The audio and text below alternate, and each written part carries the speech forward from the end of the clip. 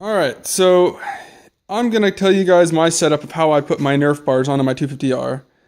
I had a few different ideas that went through, and I have the 400EX ones, which I know they stick out a little bit too far, but I want to get wheel spacers to bring that out to at least the same length, if not probably just the same length.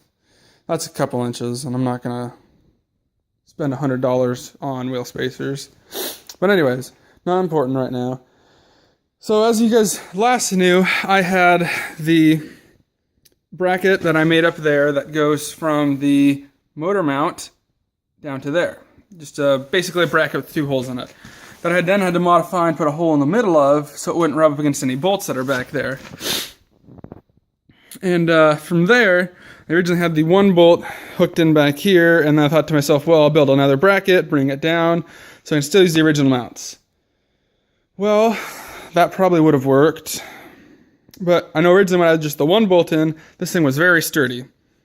But then with the exhaust pipe being there, we had to cut out the middle section, and that really took away a lot of the structural integrity of the Nerf bar itself. So after getting through that and realizing this thing's all type of loose, I mean, it would work, but I wouldn't call it safe, I went ahead and was going to make another bracket. And one day when I was sitting here shooting the shit with Brian, he kind of says, well, why don't you just make one of those brackets right there and weld it on the pipe? So that's exactly what I did. I actually found a piece of metal that held holes drilled in it perfectly. So all I ended up really doing was use a plasma cutter, cut around the end of there. I should have cleaned it up more. This is actually the better looking side, and I think the other side looks terrible. But then I welded it to the pipe that goes in through here. And then I think I had to drill out a new hole for that bolt that goes in this pipe, wherever the hell that's at. Right there, yeah. And I had to get a new bolt, but that really wasn't a big deal. Nut and bolt was... Oh no, I got to use the same old nut, so I didn't really spend much money, like 50 cents on bolts. And then I welded that back together, the pipe and everything on there. And I slid it in and lined everything up. I think I had to bore out one of the holes a little bit, but for me not really having to drill, cut anything too bad, I'm pretty okay with that.